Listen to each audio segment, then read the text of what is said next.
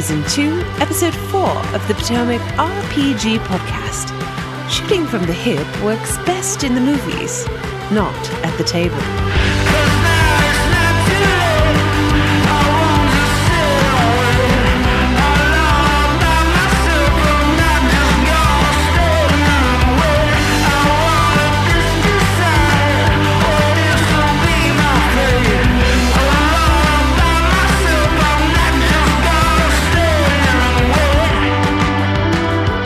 Welcome one and all to the Potomac RPG Podcast, your source for old news, tired conversation, and mediocre advice for all of your favorite tabletop role-playing games. I'm your host and person wondering why everyone is so upset with your joke character, Archibald Fingerbottom, Adam. And I'm your seasoned LARPer who expects everyone to physically embody their character and let spittle fly when they're talking angry, Sarah. And I'm your PC who doesn't understand why everyone thinks it's weird that I want to roll to seduce the barmaids, and when I succeed, ask, okay, so what happens next? So Steve. Uncomfortable. I hate that so much. Welcome to the show, guys. Thanks for being on. So last night, just to catch up, Tom started back up with his Storm King's Thunder campaign. And yeah, I think one of the highlights from the night, it was a fairly long and intense battle, but Steve, the way that your character, Alistair, was basically questioning his purpose and why we're going after these giants in the first place, and I really thought it was neat to actually pull in that segment of things, because we've just been kind of like going along with things, and this was the first time that you really took a hard stance and said, why are we doing this? And I kind of wanted to ping you quick and see what kind of drove that decision to start pushing back. Well, so the characters have all sort of just found themselves falling into the sequence of events, and I think this was like one of the first times that there wasn't a very clear reason to sort of continue with the momentum forward. They had, sort of won the day. They were, resting, and they'd had a day off or whatever. And then they're getting this sort of download of, here's a bunch of lore, and here's kind of what you need to do. And it's clear call to action, right? Okay, that's fine. Sure. But I'm thinking about this character. I mean, he's the second son of a noble family. He was level 1 when he showed up in the first place. He's now, level 4 and manifesting new powers because we're leveling up or whatever. And I'm just trying to think about his life is not going off and being an adventurer, and why in the world would he do that? And why would you ask him to do that? Or any of these people? We just met.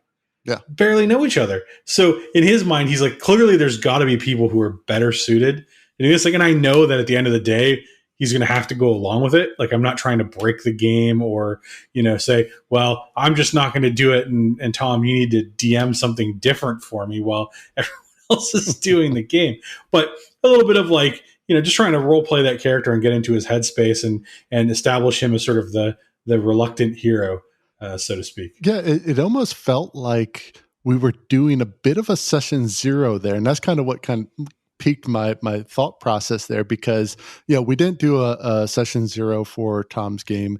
We didn't do Sarah, you and I, we didn't do session 0s for our adventures either, and it almost felt like it was a chance for us to be like, okay, let's take a step back and let's kind of figure out how we fit into everything, and it was almost a post start session 0, wasn't it?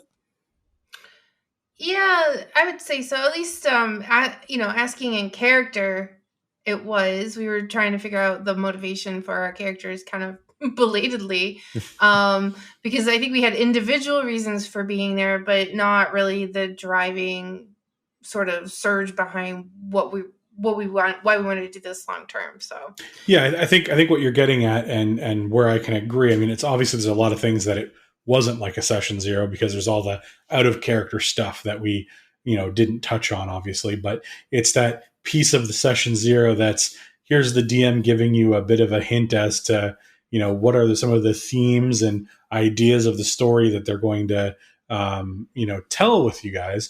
And so that, you have then the opportunity to build your character, not just mechanically, but thematically and story wise into a character that's going to, well, in Alistair's case, want to take up the call to action. Yeah. And Sarah, I love your character, Sejan. It's such a... Do the voice. Do the voice. You got to do the voice. I want to join your gang. Yeah, exactly. Yeah, and it's such a money or not money driven, because you care about your children, and that's what this is all about is caring for them. But such a cool character. It was so nice to get back in it and hear some familiar voices back again. And Sejan is definitely at the top of that list. Such a cool character. What made you go that route? I believe you're Hobgoblin, correct?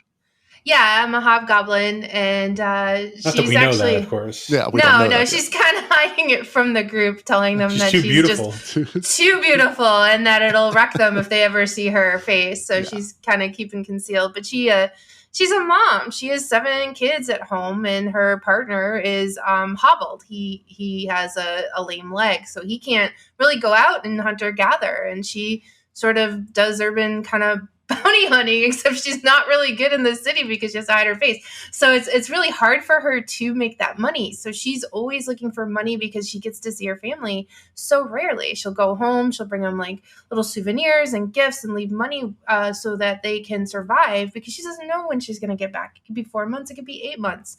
Sometimes she's on the road pregnant because she's been very busy with Horgax. But so and I like that. It gives her stakes in the game. It gives her also a reason where she might deviate from like what would be a moral high ground, because it might mean that her kids suffer. And so she's going to obviously choose what's best for her kids and stuff. And I love that. Yeah, and I love how when I first saw the portrait of your character, it has a very almost like edgelordy look to it, and then that voice came out of you. I was like, okay, now it's Sarah. Now I understand. I was like, there was no way that you were going to play the rogue assassin without a name kind of character, and it was so cool to see it, and so glad to get back into that campaign. And Tom's doing a great job running it, and Steve, you get a chance to play a character for once instead of trying to organize an entire campaign week to week. Hey, he's trying to give off NPCs to roll for last night, and I begged off until the last second. It's like one of the few times I could just focus on one thing.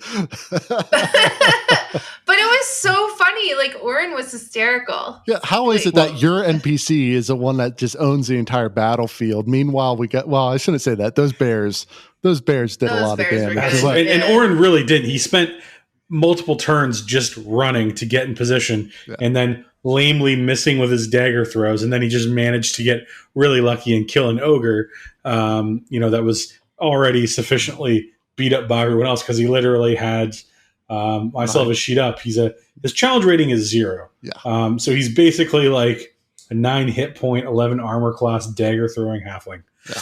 Well, that's it. He got really lucky, and of course that story has now bloomed where Oren actually was one of the ones who killed a hill giant. Yeah, so and he's Oren the Giant famous Slayer. He's famous. Yeah, absolutely. Ariana's, I'm sure, going to write a ballad about him. I'm sure. Why wouldn't you? Well, if you saw his picture, he's got some great sideburns. He does have some great plenty to talk Those about. mutton chops are on point. But yeah, let's get into the topic for today. If we've said it once, we've said it 1,000 times. Have a session 0. But oddly enough, I don't think we've actually done an episode about it. And considering how many problems can be avoided or resolved with a simple session 0, I think it's high time we actually dive into it. So that's what we're going to be talking about today, the session 0. Now, Sarah, you've been through a few session 0s. Why is it so important to go through a session 0 with players, both from the DM side and the player side? Oh, there's quite a few reasons to do it. I mean, it could be basic format of the entire experience. So like, when are breaks going to happen? If people aren't here by a certain time, when are you going to start the game so that other people don't have to wait? Like all that stuff can be covered. I remember when Steve got us all together, the background stuff for our characters, like why we would want to do this was really, really key. Rolling up those characters, finding out their individual motivations, and also their connections with other characters, which I think is really, really fun and important.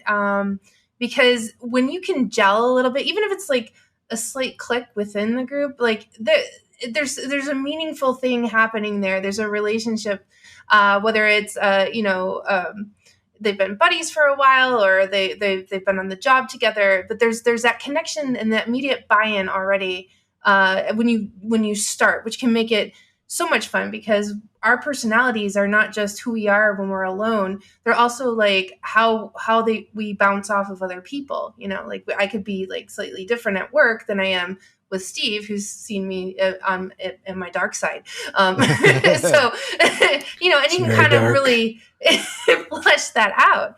And then of course there's also the rules, like what are people comfortable with? Like, and it's not just like, hey, I'm really role play heavy. And if I'm in a group right there and I find out that everyone else just wants to smash things and doesn't really want the role play, I know immediately that this is probably not the game for me.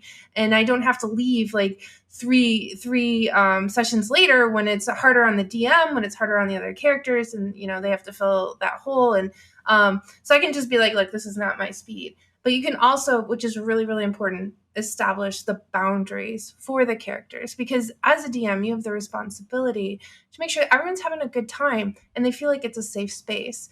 And if you have someone who's like uncomfortable with certain themes, or maybe doesn't like it, wants total control over their characters, so doesn't want any maiming or scarring to happen during the, this is stuff that you can kind of hammer out in that session 0. Yeah, for sure. Well, Steve, I got a question for you, because Sarah and I looked back at the adventures that we ran, and we did not run a session 0. And I'm wondering, as someone who has conducted a session 0, we all know that, we advise that for a short adventure, let's say, 3 to 6 or 3 to 8 sessions, long, just quick adventure. Would you still advise a session 0 for something like that? I kind of think it depends. Obviously, if it's a group that you already know, probably not. You're already doing a limited amount of sessions, and you probably don't want to overinvest in time. I think it would still be a good idea to have a conversation or a sheet of information or something, so that I'm just thinking the character aspect and sort of world building element of it. Both the game you ran and the game Sarah ran had sort of a very clear theme and through line. So it was really easy for me as a player to say, all right, this is the type of character that is going to fit in this world and in this story. And we had gamed together enough that I had a fairly good idea of where things fall with role play and sort of the mechanics of how we handle sessions and things like that. If you're doing a short thing with strangers, which seems a little unusual, but I'm sure plenty of people do. Just for me, I guess is unusual. You should at the very least have a discussion beforehand. If you can provide that information to allow characters to sort of understand the context that they should make their PCs in, I think that's really helpful. But you should at least you don't need to have maybe a full session 0. But at session 0, we talk about it like it's a session all of its own before. So, session 0 it could be a period before the first session, right? Sure. Where you get session together 0.5. and discuss that. Exactly. Yeah. Maybe you shared the thematic information, that's fine. And when you're getting everyone together, okay, we're going to look over builds, talk about a few things, and then, and then you talk about, hey, this is, we want to make sure everyone's comfortable with X, Y, and Z, and sort of take it from there. Yeah. Well, let's get a little deeper in this topic, because we're going to really dive into the structure around a session 0 here. But so let's get into our first question for the week. First post comes from Reddit user Fallfires, who asks, what to include in a session 0?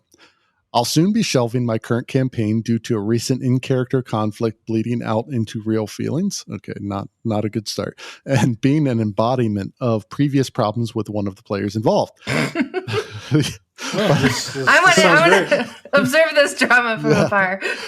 But I want to continue running, or better yet, playing another game. The current one didn't have a session 0, as I didn't know what that was when starting out. Having never done it, I ask you, more experienced GMs who have done session 0s, what to discuss during a session 0. What are your fixed points of conversation and good topics to raise? So, Steve, you did an amazing session 0 for Avernus. I really enjoyed it. What were some areas you made sure to hit on during that session 0? So for Avernus, we had already played together a fair bit. So I had the advantage of not needing to ask questions like, how much role play are you comfortable with? what kind of role play really are you comfortable with? I knew that this is a group that kind of rolls with the punches. So what I was able to then do is focus on setting the stage for a successful entry into the campaign by, bringing the players together to talk about what they would like to play sort of in that world and how, their characters may connect to the world or to one another. And then, at the same time, giving you guys sort of an experiential understanding of what some of the theme was going to be. So you guys may remember that this is the one game I think we've done where we've actually had people roll stats. And so everyone, got to roll stats with me one-on-one. And there was for each player an opportunity to essentially make a deal. And they could gain some benefit for themselves at the expense of someone else. And we're too good for that. We're not gonna screw. We still don't know if anybody took you up on it, but I cannot believe. Wait a second. I can tell you this. What? There was definitely take up on my offer. Oh my goodness! I won't say how much or who. Oh, Nick, you bastard! I know it was you. I know that's how he's getting those Nick. high initiative rolls. I know it was him. He's got that 18. Yeah, he rolled that 18. But in any event, some of the other things that I think, if I, to think a little bit further and answer this question a little more in depth, I mean, I think that it's really important in a session 0 to give the players, and this is what I tried to do, a sense of the type of game I'm trying to run, because nothing is going to be more frustrating than, I'm trying to run Avernus and it's this really deep story, sort of character backstory heavy, interwoven into the plot type of game. And someone comes in making a joke character. I mean, that would have been just a game killer. I would have just right away, no, you're not allowed to do that. Go make something else. And wow, how great would that be to have, at the beginning of the session, someone comes in with their joke character and stop the action and single this person out and make them go and create a new character. I mean, just awkward for me, awkward for them, awkward for all the players. It's one of those things that, allowed you guys to all come to the table with something that was, that were characters that I could work with. And that gave me a huge sort of leg up in starting the story off. And of course, going back to Sarah's earlier point about you guys having some sort of interpersonal connections in that, I think the session 0 was great for that. I mean, some of the biggest relationships that have shaped the game came out of that session 0, whether it be Tormund and Andreas, right? Whether it be the trio of Joran, Rushka, and Decorius. Yeah. Porto wasn't going to be a warlock initially until I just asked the group, hey, would someone like to be a warlock? You can have some extra charisma and pull it off.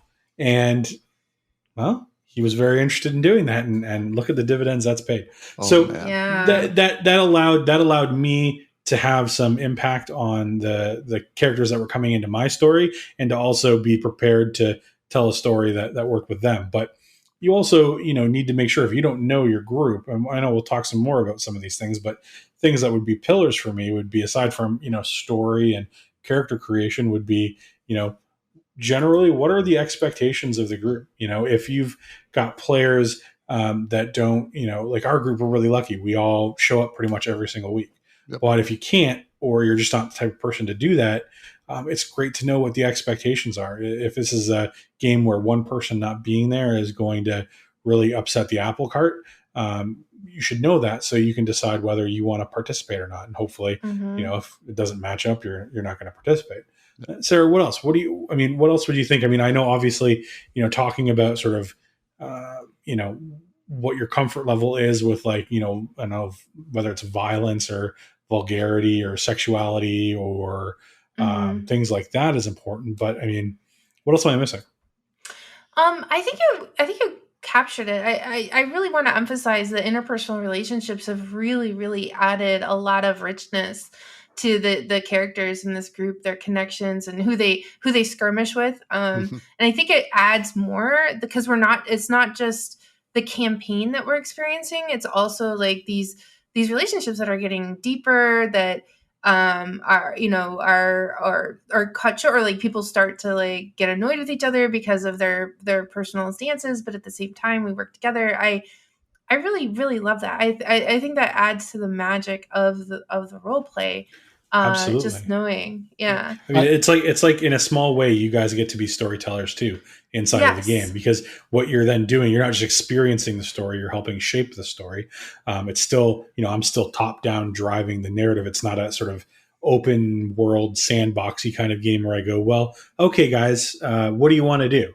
And you guys sort of come up with some sort of cockamamie scheme that I've then got to write an adventure for, or generate a dungeon for. But it still allows you guys to really have an impact on the game, because you've got these rich characters with narrative backgrounds, and they're not just individually siloed characters. And that's where I'm hoping, thinking back to Tom's game and last night, where the sort of the difference is, and I think we're starting to sort of backfill some of that, where we all sort of just kind of came in as these individuals all in the same place at the same time. And it's like, well, I'm really sticking around with this old lady who sits on rocks all the time and won't take Fireball, because I know I need to play D&D, not because it necessarily makes as much sense as you would think. Unless she actually is Alistair's wife from the future, as was speculated.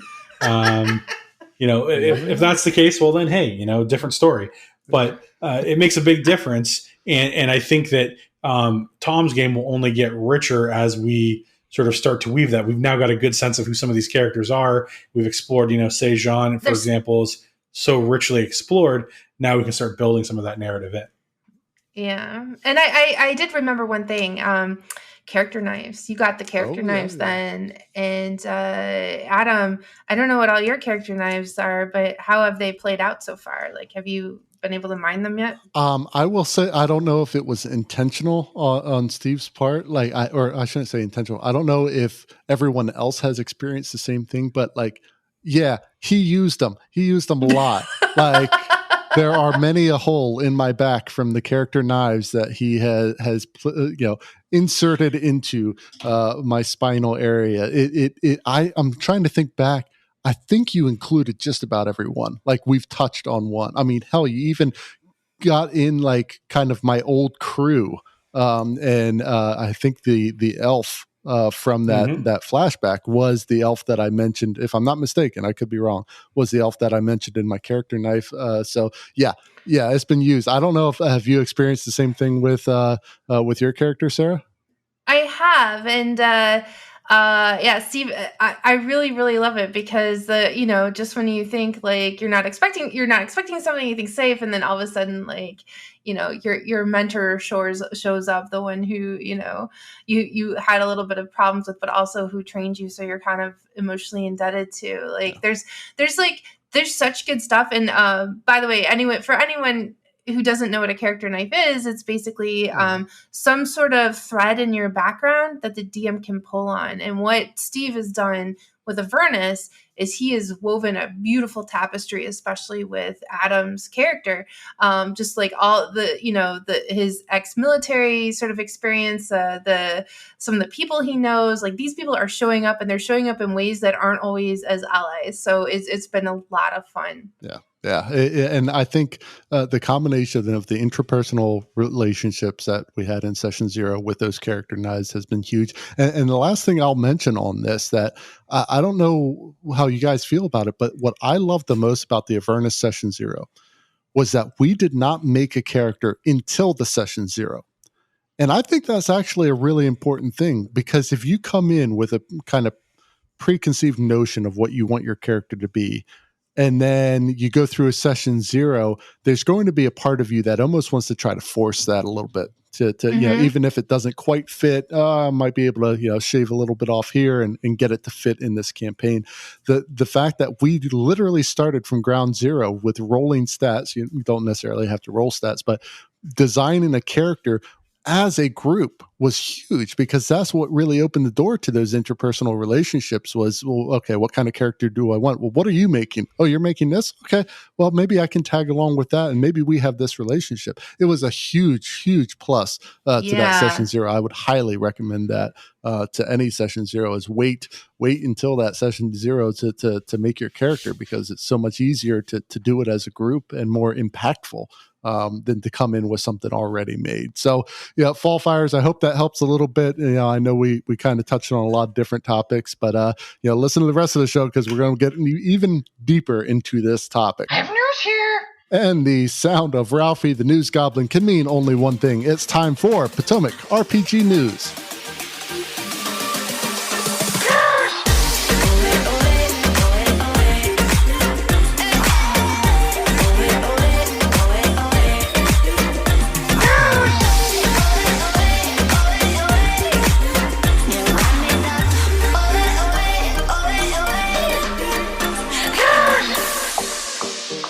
So the one thing everyone is excited about is the upcoming release of Van Richten's Guide to Ravenloft. Yes. Spooky. I'm so excited. The Ravenloft setting and the horror that comes with it is so much beloved in the D&D community, and there's a lot of good press out there about it. Polygon has a great article by Charlie Hall that reviews what's in the upcoming source book. Now, Sarah, as a lover of horror, what do you think of this upcoming release? Oh my God, I am so excited. So there's a lot of meat that they're introducing. There's like these different domains to explore that, that are going to make like, I don't know, like flavors of horror for you in your campaign. They're almost like their own campaign within the campaign, and you could pursue any of them and probably get a year out of it. So there is a lot of material to mine. People are going to get like dark gifts that are sort of like magical abilities or some sort of magical manifestation, but it also is like a drawback, like a huge flaw. So that's going to definitely be interesting. And then there's just like this whole cast of characters, some new villains.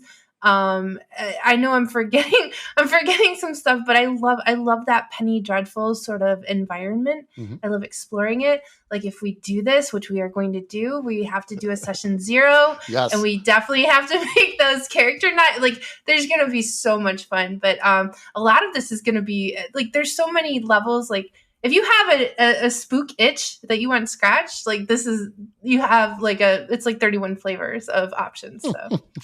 Well, now, Sarah, have you ever played like Curse of Strahd? I have. It was probably a bastardized version of it back when I was playing with my girlfriends, but yes, I have. Gotcha. So the setting itself, you're pretty familiar with. Oh yeah. I loved it. Well, how about you, Steve? You looking forward to this? Absolutely. I mean, I pre-ordered this right away. You order every damn book. Like, yeah, but this one I was really excited about. Like, Ravenloft is a great setting. No, I actually have like the not the original box set Domains of Dread. I never had that, but I have like a print on demand version of it that I ordered like 2 years ago, just to sort of page through and mine for ideas. I mean, it's really, really cool, and I'm glad they're bringing it forward. I mean, Curse of Strahd as an adventure set and taking place in one of the Domains of Dread and Ravenloft has been super popular. Obviously, they did like a re-release of Curse of Strahd adventure, so it kind of makes sense that they would expand on it and bring these additional domains forward. And I think to Sarah's point, what's really cool is that there's all these different flavors of horror, whether it be like more cosmic kind of horror with like mind flayers and stuff. There's sort of the sort of twist on like the Mummy type story. I've seen on like D&D Beyond, I think I saw something about carrionettes, which are like killer toys. You get like that Chucky vibe, but in a sort of fantasy way. I think there was like too. Yeah, there's a traveling there's a domain that's literally apparently a traveling carnival. There's also they even pulled a domain from Eberron, which is like a one of their like lightning rails, which is like an elemental like train or whatever. It's just all kinds of really, really great ideas. And one of the things about this book that I think is really interesting is that they finally sort of stop trying to pretend like they were going to give you everything and not make the DM do a whole bunch of work. So they've given you all these like, mini blueprints for a setting, but there's still plenty of unspilt ink on the page that you're going to need to, fill in and draw sort of the boundaries. So it gives you a place to start, but then you can kind of work it with your group, and you could turn, one domain into a whole campaign. Or you could do you could hop from domain to domain, like some kind of, serial adventure. There's also you can create your own domain. It's so structured to help you do that. Just to see what someone else would come up with, that could be really, really cool too. Well, what do you guys think about the lack of stat block for villains? Looking at when I first heard about it, I'm like, oh, well, what do you do there? But it does offer a lot of flexibility instead of trying to power level or slow down the leveling of your players. That you have the idea for the villain or NPC or enemy, whatever it is, and then you just build it. Horror is a lot more than just a stat block, right? If you can stat out what, the horror is, then you can just mechanically find your way around to defeating it. That's, it's really hard, I think, to do horror right and just sort of have a stat block behind it. I mean, it's still D&D, so at some point, that rubber can meet the road. And I think that's where, they give you recommendations for stat blocks that you could use and ways to sort of modify them and mix them up. But I actually thought that was kind of an interesting concept. And I like that there's things that don't, not everything needs to have stats. They didn't try to, give stats to the dark powers, which are sort of those nameless forces that sort of enforce the immutable rules of the sort of domains of dread, that there's the mists and that the dark lords are, stuck there and that sort of thing. It was one of those things that I thought was kind of weird about 5th edition is that, not only, for example, is Tiamat in the game, but Tiamat, despite being a deity, has stats, and you can fight Tiamat. And I'm thinking back to 2nd edition D&D where it basically told you don't be stupid. You can't fight the gods. They're gods. They win. That's it. Easy.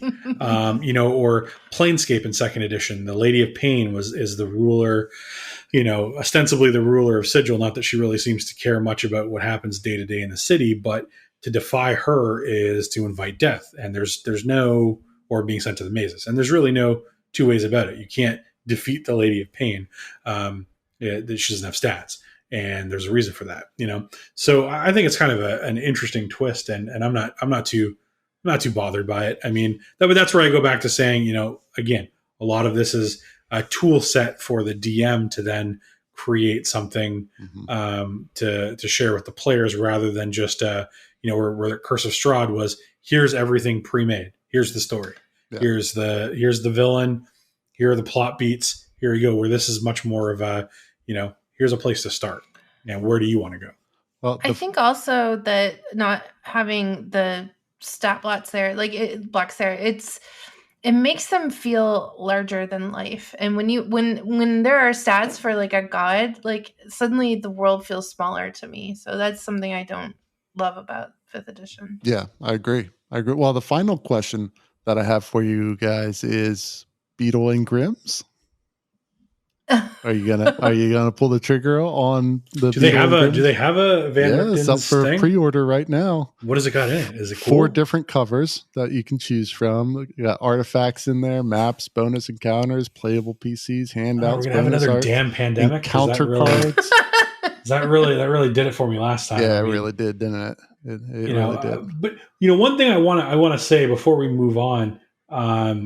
That's really sort of ties this release into the topic today is that my understanding is that the book has some great content about how to handle doing horror at the table. Oh, nice. And that has to do also with, making sure your players are comfortable with what you're, planning to explore as a narrative so that, the type of horror is something that, they're, willing to engage in, which seems like that's ripe for something that you would do in a session 0. I agree. Well, if you're interested, and let's be honest, you are. It is coming out. If you're listening to this episode upon release, it'll be out tomorrow, May 18th. So check it out. Go and grab it if you want. But we're going to take a step out for a moment. Stay tuned. We'll be right back after the break.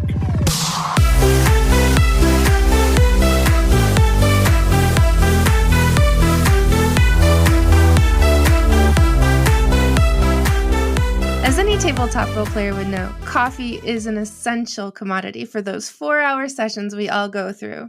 And a great place to get that coffee is foundfamiliar.com.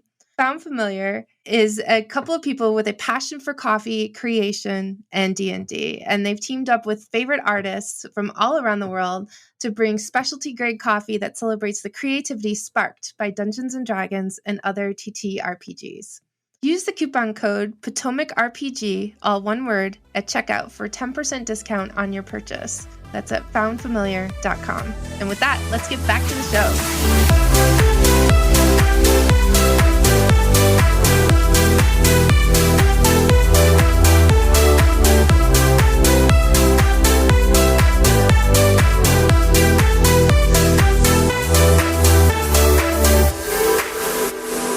How about another post? This post comes from Reddit user Topaz Herald, who asks, how do I give players a campaign synopsis?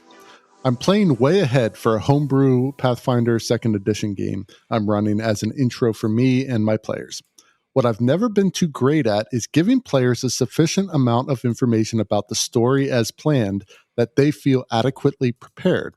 I have no issue describing the state of the world, but I just want my players to know what to expect without necessarily knowing who the BBEG is or seeing twists a mile off. If comments ask for details, I'll share the Reddit post. So, interesting one here, Steve. How do you go about giving players enough information on what to expect from the campaign story-wise without giving up the goods?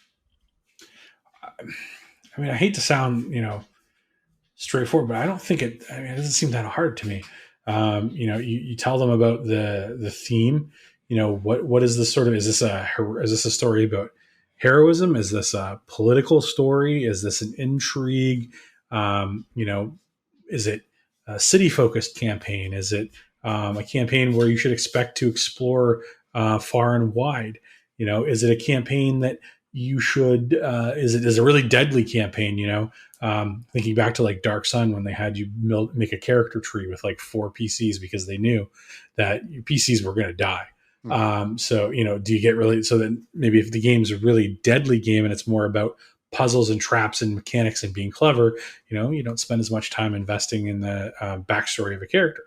So I think there's a lot of ways to, you don't want to give up the goods for sure. I mean, I told you guys we're playing Descent into Avernus, okay, it's got something to do with the Hells. I gave you guys a bit of lore about Baldur's Gate and Elturel, and, without saying, oh, and by the way, the city of Elturel has vanished and it's been thrown into Avernus and you're going to have to go after it, which is like not spoiling it. Not really. That's the that's thrust like of the whole story. Yeah. But, it's still, I think it, you guys were able to get a sense of the plot and themes and make characters that would fit in that. Or, I'm thinking about the game that you ran with the captain. You had like this great video that just took like some footage you clipped from like YouTube and a song.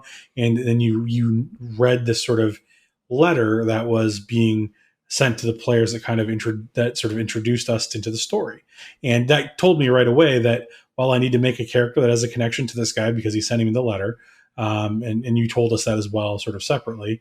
And I knew that there's going to be some sort of nautical theme to it. You're not showing me ships and pirates over and over again to play a game about knights gallivanting around the plains of Rohan, So I got what I needed to get from that to start making a character and understanding the concept of the story. But you didn't tell me about, the fact that, there's these bodies that he was transporting and there's vampires and all this other crazy cool stuff that you ended up revealing later on. Well, I think this question is almost a call to action question more than anything, because the initial call to action is really what kind of brings the group together and sets them off in a direction.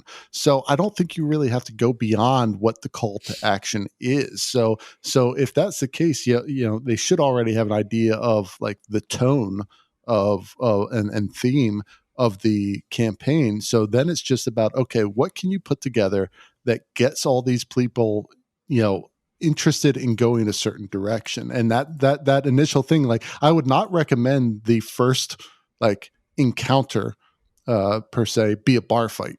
in the tavern that you all met, because the bar fight probably doesn't have anything to do with the greater story. I think that first one has to give some kind of hook towards the main line to kind of set them off in a particular direction. I don't know. What do you think, Sarah? No, I agree. I think the call to action is going to be key to bringing them together. And I do feel like you can tell them about the lore, but I think it is incredibly important to also explain how the lore of the time, or the politics of the time, impacted their character before they got there. Yeah.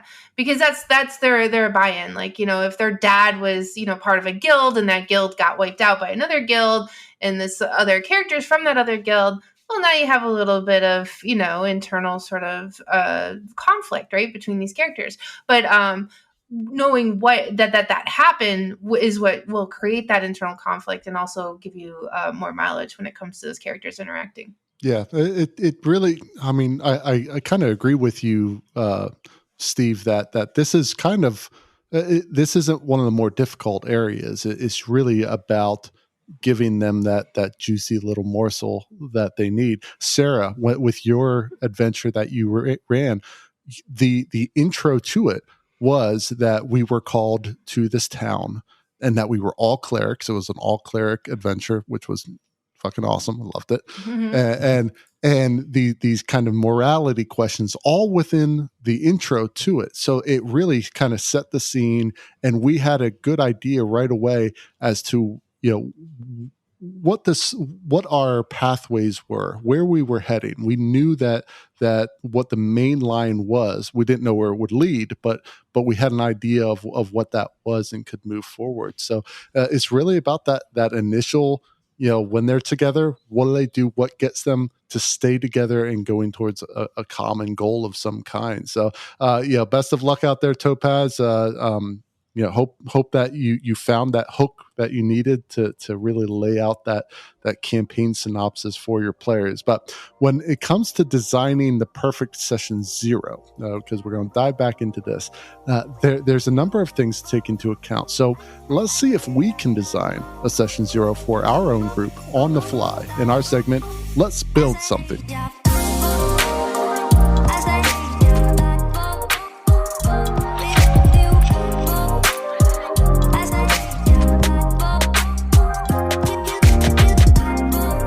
Welcome to Let's Build Something, where we get to put our creativity to the test and design something live for all the world to hear. This week, we're going to design a perfect session 0 for some future campaign. We're going to basically take a look at different adventures that we might run in the future. And Ravenloft. Well, yeah, that's definitely an option here. So, and then kind of, what type of gameplay we're going to go with, stuff like that. And we're going to try to build something right on the fly that would make it a really good session 0. So you guys ready to give it a shot? Sure. Let's do it. So what I'm looking at right now, and you can probably look at it too, is D&D Beyond, just to get the list of the different adventures. And we don't have to necessarily go with a D&D adventure. It could be a homebrew, and then just pick the genre that we're going to go with. But let's stick to D&D just to make it a bit simpler. So are there any adventures that we haven't run yet that you might want to build a session 0 around? Ravenloft. I was just gonna say, why not go with like Curse of Strahd? That's it seems like that's the type of game where you would definitely want yourself to have a session 0. And it fits in nicely with our news of the episode. So yeah, let's do that. Okay. So Curse of Strahd, and basically the way we're going to do this is we'll just kind of go around the table here and introduce different things that we're going to do during this session 0. So, Sarah, let's start with you. When it comes to doing a Curse of Strahd campaign, what's the first thing that you want to make sure you do in your session 0? After a sort of like setting up the formatting of it, like when we're going to break and, when we're going to start if people are late, I really want to know what people's boundaries are for the role play. So like if I were the DM, I would want to know specifically what you're not comfortable with. And I would also create a way for you to inform me where you don't have to say it in front of the group. The X card. All right. Yeah. So that I know what's the best common denominator for everyone involved, and then nobody gets uncomfortable. Okay, Steve, give me a thing that you're going to include. I'm going to include some background info on the land of Barovia, because I think I'm going to run a game where the characters come from Barovia rather than outside of the mists. So I want to give the characters a little bit of direction as to the world that they're going to be playing in, so that they can make characters that fit in with the theme and don't sort of break that spell of horror that we want to cast over the Curse of Strahd. I really like that, and that's a great session 0 thing for a DM to pull is to limit the scope of character creation. It's not a bad thing. Like it can get bad if they're too limiting, but something like that is perfect to kind of give your players an idea of, okay, these are the boundaries that I'm working within. That's what keeps you from having an Aarakocra paladin, alongside a goblin rogue. Like it might not make sense, in the campaign for something like that to happen. So a very, very good idea on that. For me, mine is definitely a video. You got to build the hype. You got to get them in it.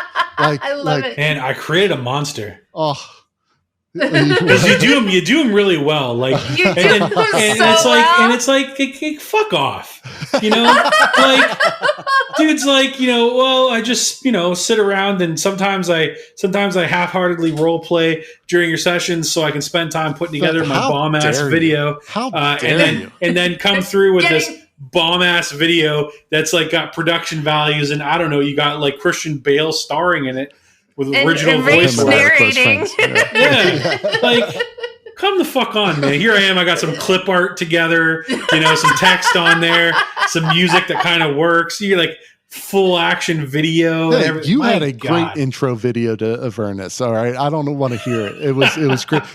The whole point of it is not to say, oh, look what I put together. It's to build. You got to build the hype, and absolutely, boy, if you get your players, hey man, this is a world that I want to play in. This is something I'm going to get into. Then that's just. And of course, you guys should put links up to your videos so people can see the work that you guys have done. I get compared side by side to this pirate shit. Well, I'm not asking people to vote. Emotion. There's emotion. My dear You're friends. good. Well, like there was emotion. It was just grabbed you by the heartstrings. Oh yeah. It was good. No, I mean right away I made come to Luskin. Right away. I will not explain what's going on until many sessions have passed. And and it was great, but like right away, like you got the hook. And it's like, this is going to be awesome. This is fun. I absolutely agree. Creating a video is dope. Sarah, give me another. I would like to know about the politics that would be relevant to my character. It actually would be really cool if the DM took me aside and was like, I'm just going to tell you, like, you're from this small village in Barovia. This is all you know. Mm-hmm. You've not been outside that village. This is what you know, that this fire destroyed or whatever, or like you don't like this group of people, or you fear this particular person. Besides Strahd, but and this is why. And then any of the like local lore that would be relevant to that and to the bigger campaign.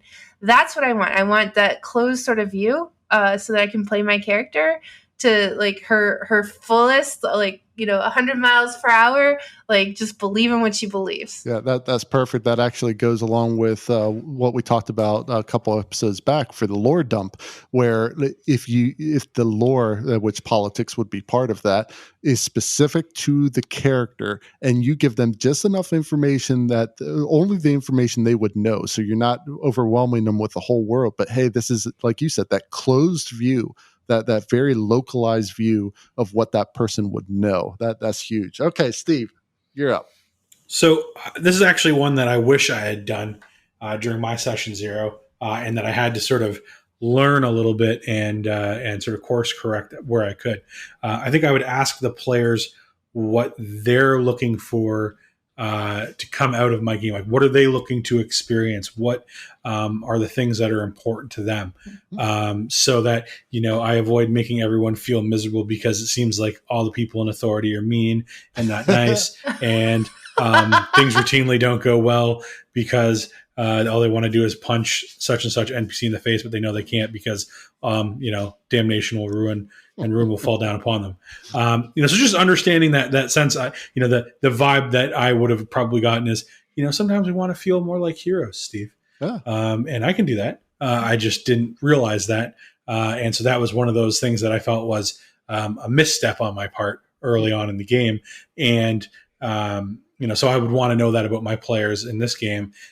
What is it you want to experience here? Now that I've told you we're playing Curse of Strahd, and I've told you that you're making characters from Barovia, what are some of the things that makes you think in your mind, oh, I really want to this. I want to experience these emotions, or I want to see these sights. And it doesn't mean that I'm going to I'm not asking for you to tell me what I'm going to run, but I want to know some of the things that makes you feel and think about and decide is important, so that I can use that as an entry point to sort of bring in things that I think will be value add to the narrative, highlight certain things over other things, so on and so forth. Yeah. And I would actually go the flip side of that too. In addition to asking what the players want, telling the players what you want as a DM as well is just important. As important because I want you to take fucking notes. I know. That's what I want as a DM. All right. Don't open Pandora's box. You know what? Okay, that's fine. We're getting ready for in-person play again. I'm bringing that goddamn notebook and I'm making some notes and I'm going to shove it in your face. All right. So excellent. My next recommendation would be similar to something that Steve did. And you're going to see a theme about my session 0 ideas here. And that is, this has to be an event.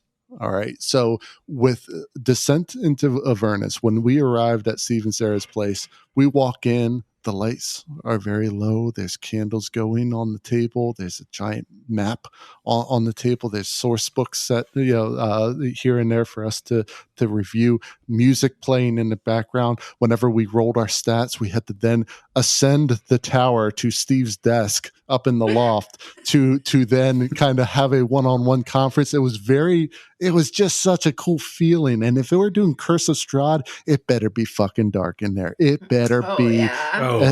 There has got to be some scariness to it, some unease, something that viscerally is felt by all of the players. This has to be a production. I just thought of it. Did you? So you're all going to make y'all make PCs, right? Y'all make these characters. We're going to go through the whole bit, and make these characters. But one of them is going to die before the end of the night. Oh my gosh! Oh no! And then you use that PC idea to create some NPC down the line and twist the knife. Oh yeah! Oh yeah! Very nice, very nice. Okay, all right. So we're going to do one more round on this. So Sarah, give us your last thing to include. You definitely need character knives. Yes. You and it's not just like, who my mentor was or my dad died. It's not just events. It's also what was something that you still feel guilty about, like, and what is something that you're absolutely hoping for. What is your relationship with, like, your partner? Is it a happy one? Just stuff, fodder for the DM to play with. And by the DM, I mean, like, the various NPCs that they're going to bring in to kind of mess with the group. So, that absolutely, you need those character knives and it'd be really cool too if one of the knife maybe connected with another character and you didn't know it. Oh, I like that. That's dramatic. All right, Steve, what's your last one? My last one, I'm going to go take a different tact. I think it's talk through logistics. Especially if it's a newer group or you've got any new players that are coming to the table, talk about, what time do we meet? What time do we wrap? Is everyone cool with that? Do we bring snacks? What do we do if we need to, change it up? How long are we going to be playing this for? So is the DM expecting to just like run through for however many months until they've concluded whatever story they want to tell, or is it going to be sort of an on and off thing like we do from time to time? That sort of logistics. I'm thinking back to there's a second edition book that I picked up secondhand a while back. It's like the campaign guide or something. It's one of the blue sort of fake leatherette books. Matt would know what I was talking about if he was here. And the first chapter is about how to run a game. And it's not what you see about how to run a game when you open up a 5th edition book, like a DMG or something like that. It's literally about like the etiquette, and it talks about how, like, if you're the DM and you're not hosting, you should arrive before the players do so that you can set up so that when the players arrive, things are set up. But if you're the DM, you shouldn't be the one who has to handle the scheduling. Someone else should take on the responsibility of scheduling because you're the DM and you already have a lot of things to do. Yeah. Talks about things like, hey, and it's common sense, but sometimes people don't think about it. I know our group, we're great friends. We know each other well, and we vibe very easily. But for others, that may not be the case. Things like, if you're not going to bring snacks and others bring snacks, you really got to think about whether or not you're partaking in snacks, and if you are, how much. It's like it talks very plainly about just that, because honestly, you can spend all this time creating great characters and a great world and an engaging story and atmosphere, and interpersonal conflict that has nothing to do with the game can deep six it really easily. Yep. And you don't want to put all that time and effort and creativity into making something so cool and then have it, like one of the questions we dealt with earlier, be derailed because of some sort of out of character, out of even game necessarily issue between individuals. So, if you don't already have a really, really good sense of how that all works with your group, I would include that in my session 0 for certain. Okay. Yeah, great. Can I just jump in there just to add one more thing? Also, you want to establish when the DM is going to want to take a break, like about how many weeks or sessions the DM is going to run before, if they do, they take a break and someone else can take over, so that the other person can be prepared and also be working on what they're going to do and what their session 0 is going to look like. Definitely. Well, the last one that I'll add is kind of going off of what we saw Matt do, and in his Mutants and Masterminds game, which I thought was a cool thing, and it's a tough thing to work in, especially D&D wise. But if there's something that you can get the characters to do in a session 0, just almost like a prelude kind of thing, like especially individually, like Matt did, was really cool to help kind of solidify what your character is going to be. Yeah, that was fun. That's not easy to do. Like Matt did a great job with that. It's tough. And I'm thinking back to Avernus, like it would have been tough because of how deep that character creation was to do that. But if you can pull it off, that's a great thing to do, just to kind of bring everything in and solidify it and make it really concrete as to what you're basing your character off of. Yeah, so we walked away from that session really knowing what his game was going to be about. Yeah, that's for sure. You got the vibe, and right. So it took all that work that we talk about creating that sort of understanding of what this is going to be and what you should be expecting, and then he laid it out. And you absolutely knew, like, all right, this is the sort of game I'm getting myself into. And it was really cool. Like, I can't wait to see where it goes. So looking back on our list, we have X-Card, background info on Barovia, movie or video, politics relevant or background lore relevant to a character, asking what the players want and the DM telling the players what they want, make it an event, a production, a big thing.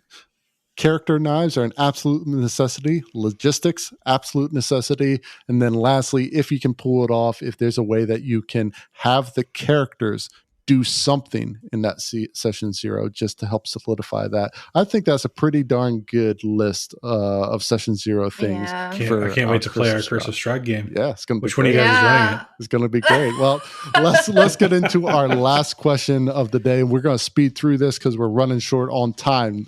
Last post is from Reddit user Oogie N Comp, who asks, Session 0 checklist. So I'm sure this has been posted before, but I'm going to do it again. I am looking for people's checklists of things to talk about on a session 0. Just a simplified list of topics that need to be addressed before starting. I have DM'd before on 2 different campaigns, and I've learned from those experiences, but I want to see others' opinions. In addition, does anyone else feel the need to have 2 session 0s? One of asking the players questions and setting expectations, and then a different one for necessary world lore and to help them with character creation.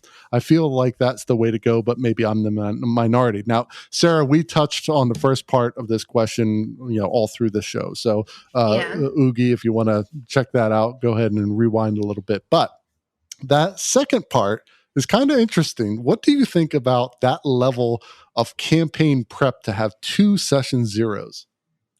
I think it really is going to come down to like the group and how new they are. Like if you just assembling this group, you might need 2 sessions. You might need the first session to establish people's boundaries, the format of your game, if you're going to be taking a break, how often you're going to meet, and kind of start, sharing the lore. And then the second session to really dig into the characters and their background and stuff. It's just really, it's about how many players you have and how deep you want to go.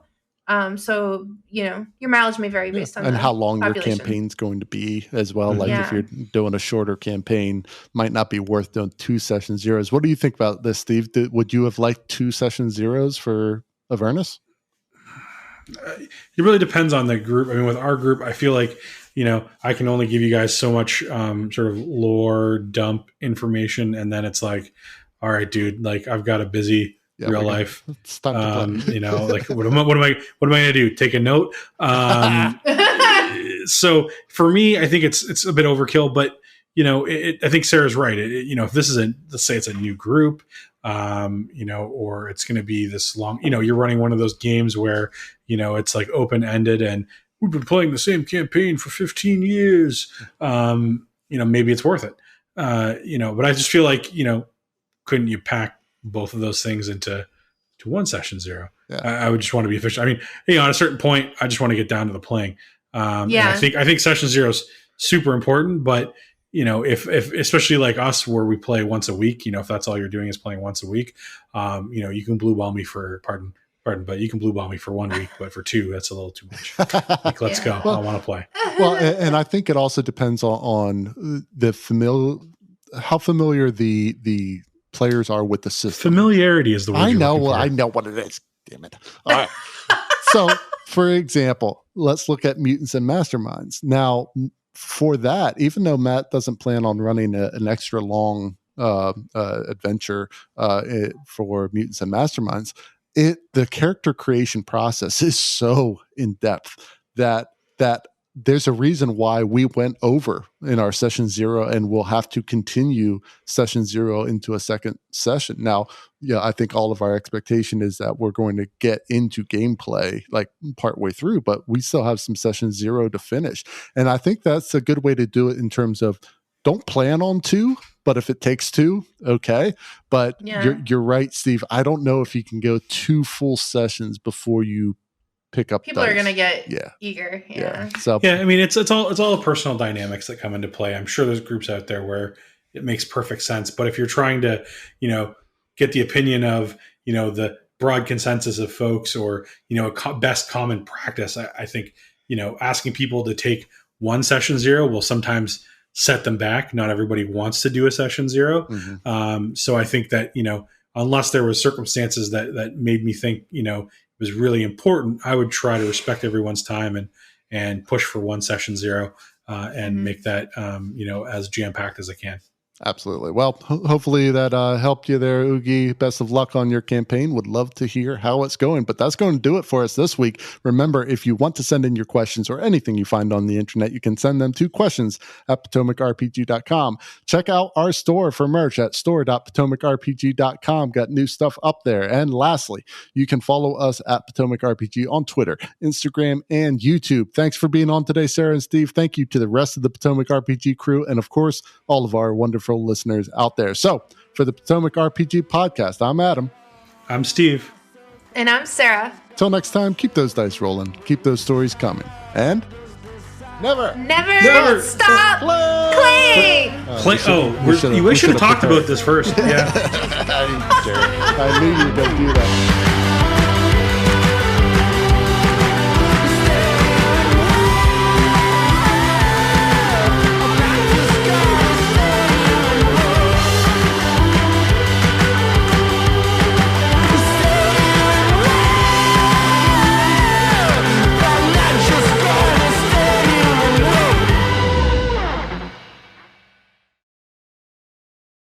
Session 0. Have your recording. Have your pop filter already set up, people. What are you even doing to that thing?